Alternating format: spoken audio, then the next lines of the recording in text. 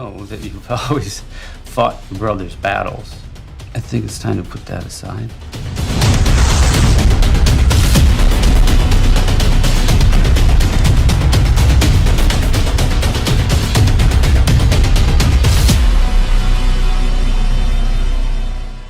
There we go.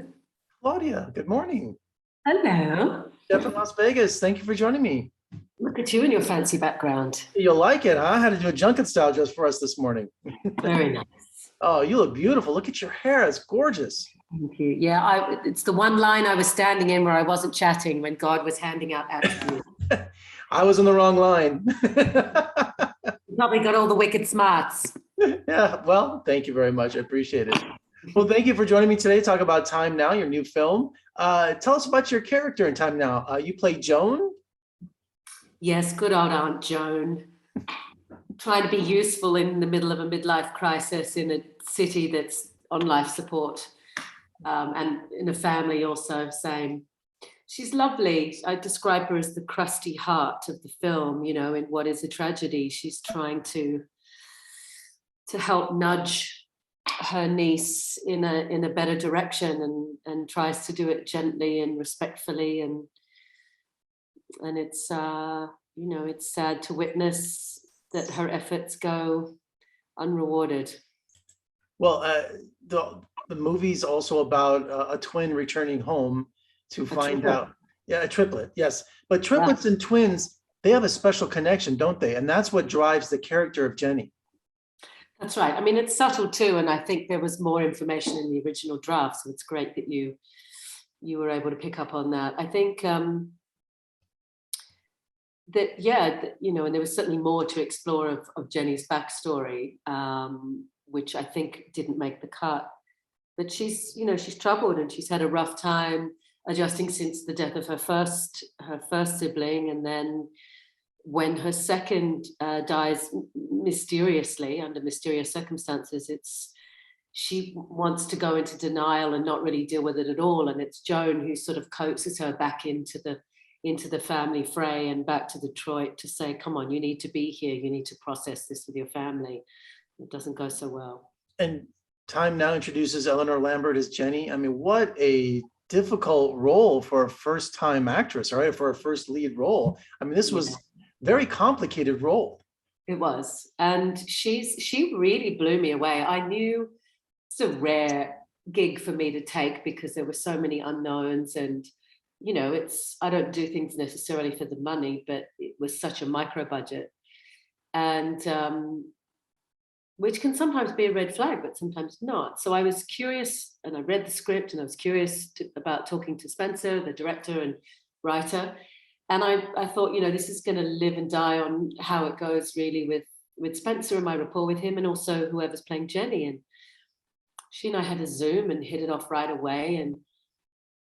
And we just developed this really gorgeous rapport and friendship. And I'm just so taken by her as a human. She's a very deep and thoughtful human being who's enormously curious about life itself and people.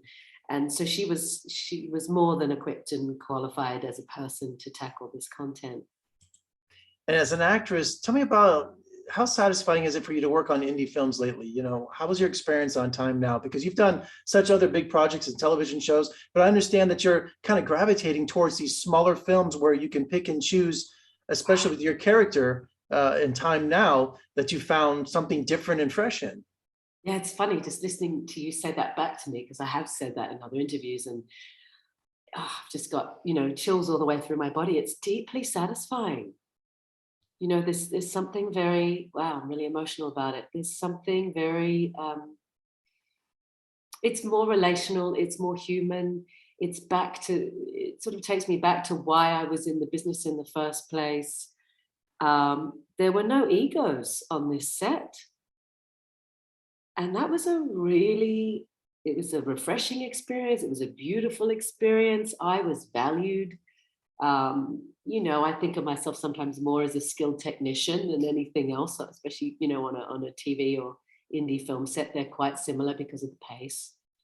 And it was just so lovely to be part of the team. And I think it's vital to have unions and healthy unions. And yet Because of the unionization, sometimes in the States, I noticed that we're not allowed to do certain things with the crew to help them out. And that can be that can be very important for safety, which I would always prioritize.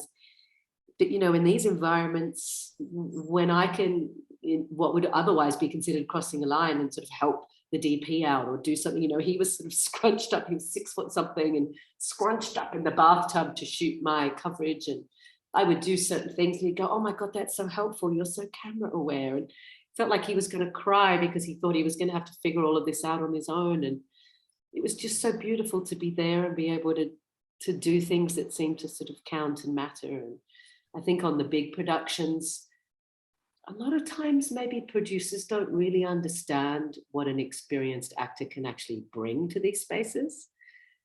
We can help get the day done. We really can. They kind of lost their way, I think, because with indie film, the mentality is different. It's more of, I'm not bashing the big films, but I mean, when you get big and bloated like those huge films, you kind of lose, the perspective. That's what I love about indie film, because you can see the passion of the storytelling coming through the actors, and it transfers to the whole crew too. Yeah, and you can take your time. There's not this, even though the shoot is grueling in terms of the short schedule. There's a bit more margin for play and error. It's really tough not being able to experiment when so much money is on the line. And I honestly think that the people who make money out of films are brilliant and geniuses, because they've cracked a formula and they've figured it out. And and people say that it's show business is 90% business and 10% show. So for us, the percentages are different in indie film. Definitely. And you mentioned at the top of the interview about Detroit. I have one of my good critic friends who lives in Detroit, and it's I want to visit so bad. It's one of the last cities in America that I haven't visited. Tell me about shooting in Detroit and that experience. Didn't have much time to explore. Had to get back to the kids. So, I was literally just there for a day or two either side of the actual filming. It was like a 12 or 14-day shoot, something like that. Stayed at a lovely hotel. I think, gosh, my brain is Swiss cheese, but it was the Federal.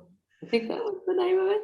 But you did say how the attitude is changing in Detroit, because my friend says, look, we're not on the news, we have abandoned houses anymore. It's changed so much, but people still have the mentality that Detroit is a rotting, crumbling city, which I guess with your experience, that's not true.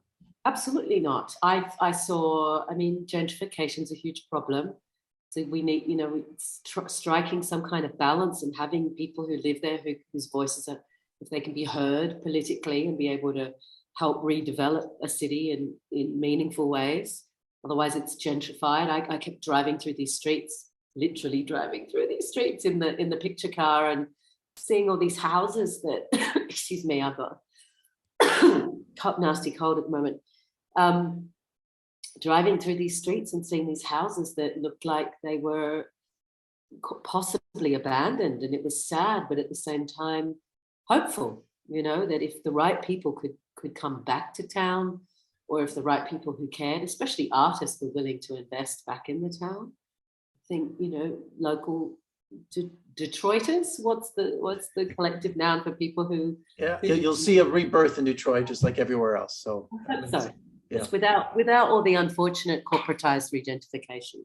Absolutely. Claudia, thank you so much for joining me today. Wonderful discussion. Good luck with your film Time Now. Austin Film Festival too. Congratulations on being accepted there. Thank you. Very excited for Spencer and Zian and Eleanor and everyone involved. We'll talk again soon. Thank you so much. Thank you so much.